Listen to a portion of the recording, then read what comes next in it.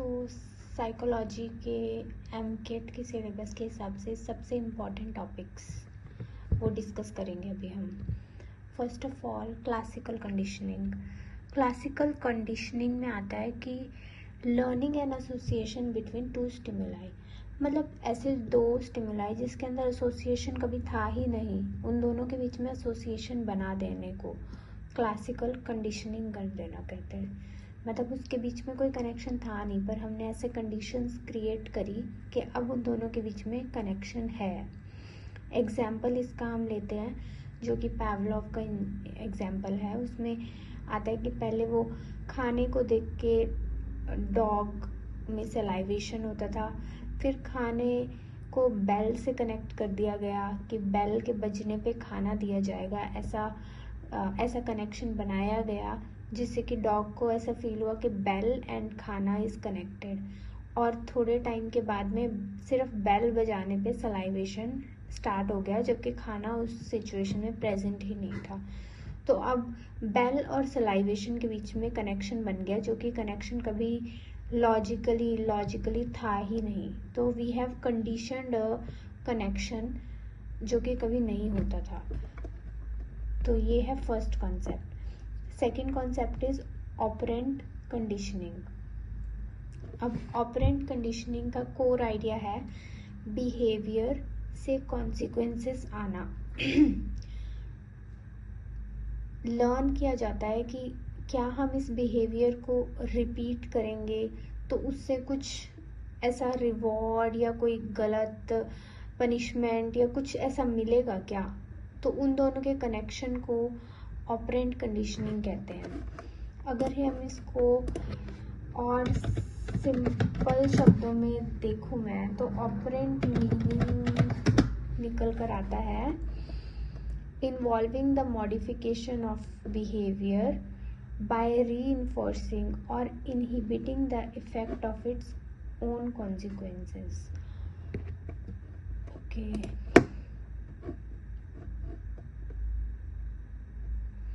Operand का मतलब होता है कि ऑपरेटिंग और प्रोड्यूसिंग एन इफेक्ट, और उसकी साइकोलॉजी के अकॉर्डिंग जो डेफिनेशन है वो है involving the modification of behaviour by the reinforcing और inhibiting effect of its own consequences.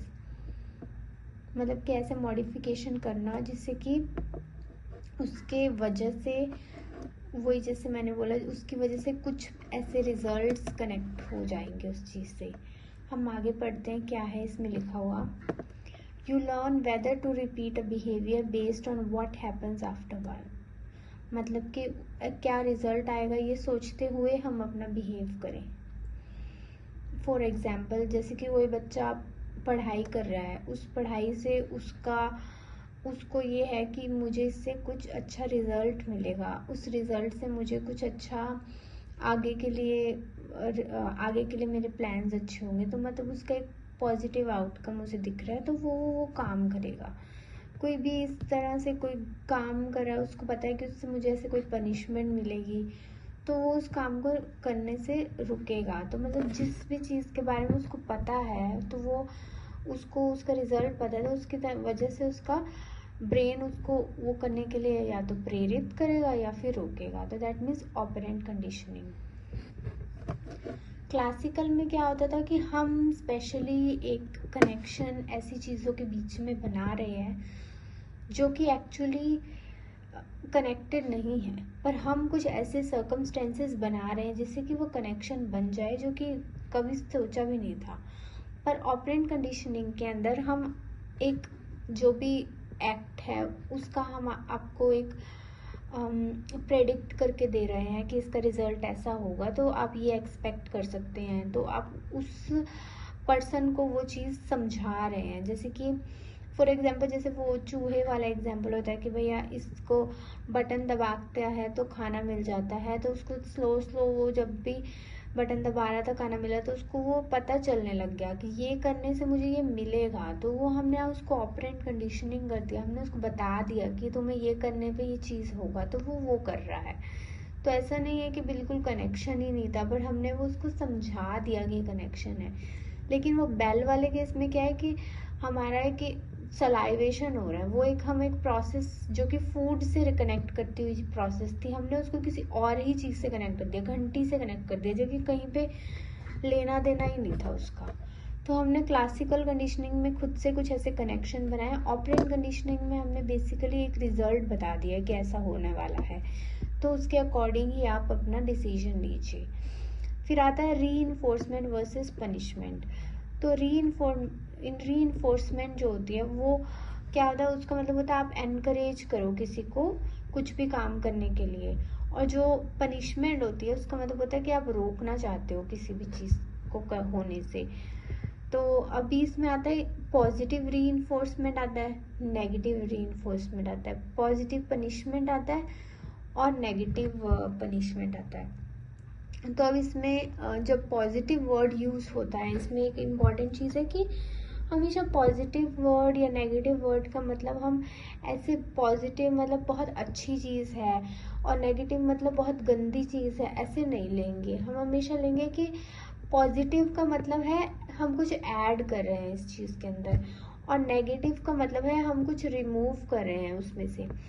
तो इसमें क्या हम चेक करेंगे कि जब भी हम कुछ ऐड करते हैं तो उससे जो पॉजिटिव रीइंफोर्समेंट है उसमें बिहेवियर इंक्रीज हो जाता है। अगर हम लोग पॉजिटिव पनिशमेंट ऐड कर देते हैं तो डिक्रीज हो जाता है। इसको मैं इजीली समझाती हूँ। जैसे कि हम पहले रीइंफोर्समेंट लेते हैं तो उसमें आता है पॉजिटिव रीइंफोर्समेंट। तो जब हम पॉजिटिव रीइंफोर्समेंट की बात कर रहे हैं तो हम कुछ ऐसा ऐड कर रहे हैं, जैसे कि मान लो कुछ गिफ्ट दे देना कुछ भी अच्छा बिहेवियर करने पे, या कोई कैंडी दे देना, तो उससे हम कुछ ऐड कर रहे हैं उसके लाइफ में, वो भी अच्छा प्लेजरेबल एक्सपीरियंस ऐड कर रहे हैं उस पर्सन के उस काम को करने पे, तो हमारा वो हो गया पॉजिटिव रीइंफोर्समेंट। उसी तरह से नेगेटिव रीइंफोर्समेंट होता है। नेगेटिव मतलब क्या, इसमें हमने समझा था कि नेगेटिव का मतलब होता है रिमूव करना। तो अगर हम कुछ भी जैसे कि कुछ भी बुरी चीज़ उसके साथ में हो रहा था, फॉर एग्जाम्पल कोई एक अलार्म बज रहा है बहुत ज़्यादा तेज़, और उस अलार्म किस वजह से बज रहा है, क्योंकि आपने कोई मान लो आप कोई गेम शो में गए, कोई ऐसी राइड पे थे आप, तो आपका अलार्म इसलिए बज रहा है क्योंकि आपने सिक्योरिटी चेक नहीं किया, आपने कोई सीट बेल्ट नहीं बांधा, तो वो कंटिन्यूसली बजे जा रहा है। तो आपने जैसे ही वो सीट बेल्ट बांध दिया तो वो अनप्लेजेंट सेंसेशन करने वाला जो अलार्म था वो बंद हो गया। तो जैसे ही वो बंद हुआ तो मतलब वो एक बुरी चीज़ रिमूव हो गई आपके उस एनवायरनमेंट से, आपके आसपास से, तो आपका जो आपको अच्छा लगा, तो आपको समझ आ गया कि अगर मैं इस तरह से नेक्स्ट टाइम जब भी इस राइड पे बैठूं और प्रॉपरली अपना सेफ्टी मेजर्स संभाल के बेल्ट वगैरह बंद करके रखूँ, अच्छे से प्रॉपर बैठूंगा, तो ऐसा अनप्लीजेंट सेंसेशन नहीं होगा, मुझे ऐसे अलार्म की आवाज़ नहीं सुननी पड़ेगी। तो हमने कुछ ऐसी बुरी चीज़ आपके ऑरा से आपके एनवायरनमेंट से रिमूव की, जिससे आपको पता चला कि इससे हमारा ये बिहेवियर से हमारा ये प्रॉब्लम नहीं आएगा आगे से। तो हमने आपका एक रीइंफोर्समेंट किया बिहेवियर का आपके दिमाग में कि आपने ये सही चीज़ ये सही कदम उठाना है जिससे कि आपका भला ही होगा। तो ये सब अच्छी चीज़ है, मतलब आपने कुछ ऐड किया तब भी कुछ अच्छा हुआ, आपने कुछ रिमूव किया तो भी आप अच्छा हुआ, तो मतलब at the end of the day अच्छी फीलिंग के साथ ही वो पर्सन का एंड रिजल्ट होता है। वहीं अगर हम पनिशमेंट की बात करते हैं तो उसमें भी पॉजिटिव और नेगेटिव है। And again I would say positive is not for like good thing and negative is not for bad thing. Positive here sense as positive means addition of something and negative means removal of something. So अब करते हैं हम positive punishment की बात। Positive punishment के अंदर आता है कि हम कुछ ऐड कर रहे हैं ऐसा जो कि बुरा है, अनप्लेजेंट है उस पर्सन के लिए, जिसकी वजह से जो भी वो पर्टिकुलर बिहेवियर कर रहा था वो कम हो जाएगा।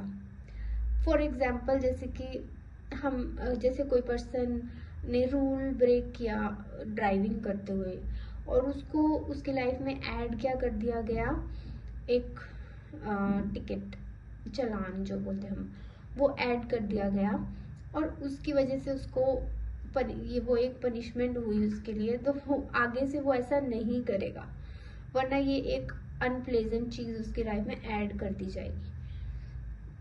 वही आता है नेगेटिव पनिशमेंट। उसमें क्या होता है कि हम कुछ रिमूव कर रहे हैं उसकी लाइफ में जो कि उसको एज अ पनिशमेंट टाइप मिलेगा या उसके लिए वो खराब चीज होगा, वो उसके बिहेवियर को चेंज करने में हेल्प करेगा।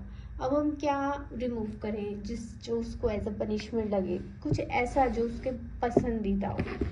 जैसे कि मान लो किसी बच्चे ने कोई बात नहीं मानी पेरेंट्स की, तो पेरेंट्स ने उसका 1 आवर का जो टीवी देखने का टाइम था वो रिमूव कर दिया। तो वो जो रिमूव किया तो उससे उसको बुरा फील हुआ और फिर उसको पता चला ये एक पनिशमेंट है और उसको वो नहीं करेगा नेक्स्ट टाइम। तो हमारा ये नेगेटिव पनिशमेंट हो गया, मतलब कि कुछ रिमूव कर देना।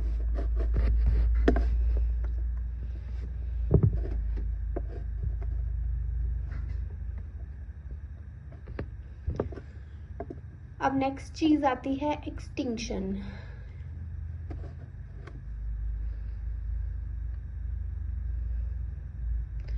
ये क्या होता है कि एक टाइम के बाद में अगर हम ये जो प्रोसेस में हैं, जो हम ये प्रोसेस से हम करवा रहे हैं, पेशेंट, बच्चे, नॉर्मल जो भी लोग हैं, जिसमें भी रीइंफोर्स करवा रहे हैं चीज़ों को, अच्छी चीज़ों को, तो अगर हम कुछ समय के बाद ऐसे खुली छूट दे दें और हम कुछ भी ना उस पर मॉनिटर करें और कुछ भी ध्यान ना दें, तो कुछ टाइम के बाद वो सब चीज़ें ख़त्म होने लगती है और वो फिर से अपना बेसिक बिहेवियर में जाने लग जाता है। जैसे कि फॉर एग्जांपल वो dog and bell and salivation का जो हमने कनेक्शन देखा था उस टाइम पे, तो अगर ये कुछ टाइम तो रहेगा कि हमने बेल बजाई, सलाइवेशन हुआ, खाना नहीं दिया हमने, तो that is the main object हुआ नहीं, तो वो कुछ टाइम तक रहेगा कि चलो फिर भी बेल बजती है, सलाइवेशन होता है, ओके फाइन।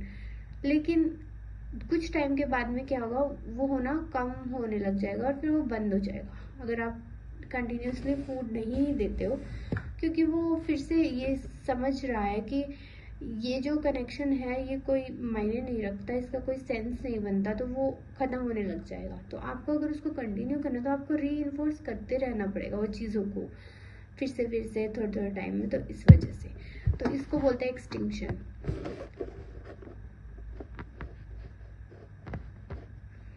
और इस एक्सटिंक्शन की प्रोसेस होती है जब वो स्लोली धुंधला होता जा रही है वो चीज़।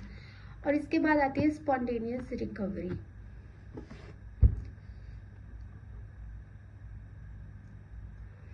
अब स्पॉन्टेनियस रिकवरी होती है, इसमें दिया है कि after the extinction you wait, then the old response suddenly reappears when the stimulus is presented again, that is spontaneous recovery.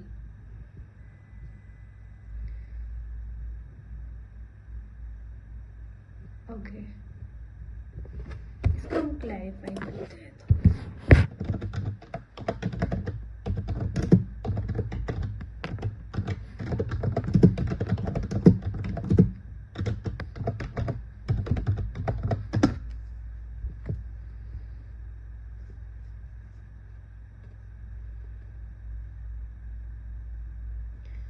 In psychology, spontaneous recovery is the sudden, unexpected return of a previously stopped, extinct, learned behavior or response after a break or period of rest. Okay. Extinction makes a response weak or gone, but the brain keeps the memory of it in a dormant form. As the time passes, the recovery happens only after a break or delay with no new training. Okay. When the behavior comes back, it is usually weaker than it was before. Okay. If the trigger happens again without a reward, the response goes away much faster than second time. Okay. So इसका मतलब है कि वही जो हमने extinction में बात की थी कि जो चीज़ें धीरे धीरे ख़त्म होने लगती है, प्रोग्रेसिवली कम होती जाएगी, उसी के बाद में फिर भी अगर आप देखोगे तो कुछ टाइम अगर आपने नहीं भी रिस्पॉन्स किया और उस टाइम ब्रेक देने के बाद आपने फिर से वही बेल बजाया, तो फिर से वो जो डॉर्मेंट स्टेट में जो उस टाइम की मेमोरी है, क्योंकि बहुत टाइम तक कुछ नहीं हुआ था, बिल्कुल ना बेल बज रही थी, कुछ कनेक्शन नहीं आया था, फिर अचानक से आफ्टर अ ब्रेक जब वो बेल बजेगी तो वो ब्रेन फिर से उस चीज़ को कैच करेगा एज अ सेम सिग्नल जो कि पहले वो करता था, और फिर से सलाइवेशन होगा, और जब वो होगा पर वो पहले से कम होगा, जैसा उस टाइम पे होता था उससे कम होगा, लेकिन still there is a memory of that thing in the brain. But उसके बीच में कोई और ट्रेनिंग नहीं होनी चाहिए, ये नहीं हो कि कुछ और चीज़ से रिलेट करवा दिया हो इस टाइम पे, ऐसा कुछ नहीं होना चाहिए। तो अगर वो फिर से क्योंकि वो जो मेमोरी थी काइंड ऑफ धुंधली हो गई, लेकिन वो फिर भी छुपी हुई तरीके से पड़ी थी ब्रेन में, तो जब वो बहुत टाइम के बाद, थोड़े टाइम के बाद, या फिर एक तरह से स्पेसिफिक ब्रेक के बाद करते हैं, तो वो फिर से होगा, पर वो पहले से कम होगा। और इसी तरह अगर अब वो सेकेंड टाइम, अब नेक्स्ट टाइम फिर से हुआ और फिर से आपने कोई भी उसको रिवॉर्ड एज अ फूड वगैरह कुछ हुआ नहीं, कनेक्शन नहीं दिखा, तो ऐसा वो, और फिर से आपने छोड़ दिया थोड़ा टाइम के लिए, तो वो ऐसे करते करते धीरे धीरे कम होता जाएगा और वो फिर खत्म हो जाएगा। Now next come is generalisation versus discrimination. Generalisation क्या होता है कि सिमिलर स्टिमुलाई प्रोड्यूस हो रहा है और सेम रिस्पॉन्स आ रहा है। जैसे कि फॉर एग्जांपल अगर हम कोई भी ऐसा डरावनी वॉइस लगाते हैं, जैसे कि मे भी कोई एनिमल को डर लगता है, तो वो पर्टिकुलर जो भी उसका फ्रीक्वेंसी है उसमें वो वॉइस है, तो उसके थोड़ा ऊपर नीचे फ्रीक्वेंसी में भी वो ही डर आता जाएगा अगर वो कंटिन्यूसली उसको वो स्टिमुलाई मिल रहा है। जैसे 1000 हर्ट्ज पे कोई एक फियर आ रहा है, फिर अगर हम 900 पे लगाते हैं या फिर 1100 1100 पे या 1200 पे लगा रहे हैं, तो भी वो आएगा ही। इसको कहते हैं जनरलाइजेशन, मतलब कि कोई भी एक स्टिमुलाई है, उसके सराउंडिंग का जो आसपास के स्टिमुलेशंस है वो भी आपको उतना ही डर पैदा करेगी आपके अंदर जितना कि वो पर्टिकुलर स्टिमुलाई कर रहा है, उसको जनरलाइजेशन कहते हैं। अब आता है डिस्क्रिमिनेशन। जब ये एकदम उल्टा है, जब कोई माइनर चेंज जो आ रहा है या डिफरेंस आ रहा है उसमें भी पता चल रहा है, अगर कोई भी एनिमल या ह्यूमन या किसी भी ऑर्गेनिज्म को कि इस चीज से डर लग रहा है, पर इसका माइनर भी कम या ज़्यादा हो रहा है तो उससे डर नहीं लग रहा है, तो वो एकदम स्पेसिफिकली डिस्क्रिमिनेट कर पा रहा है उस मे बी उस फ्रीक्वेंसी को, उस सिचुएशन को, उस बात को, उस मोशन सेंसेशन, उस चीज़ को, तो उसको हम बोलेंगे डिस्क्रिमिनेशन। देन आता है ऑब्जर्वेशनल लर्निंग।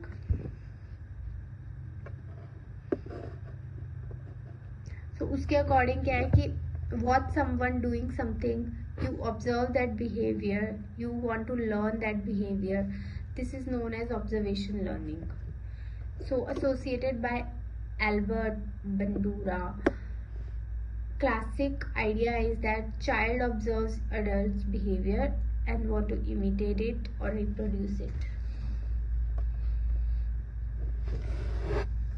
So अगर कभी भी फॉर एग्जाम्पल एमकेड में ऐसा क्वेश्चन आता है जिसमें वो बोलता है कि एक जो भी सब्जेक्ट है उसको ये सिखाया नहीं गया, रीइंफोर्स नहीं किया गया ये किसी के थ्रू ये बिहेवियर, बट उसने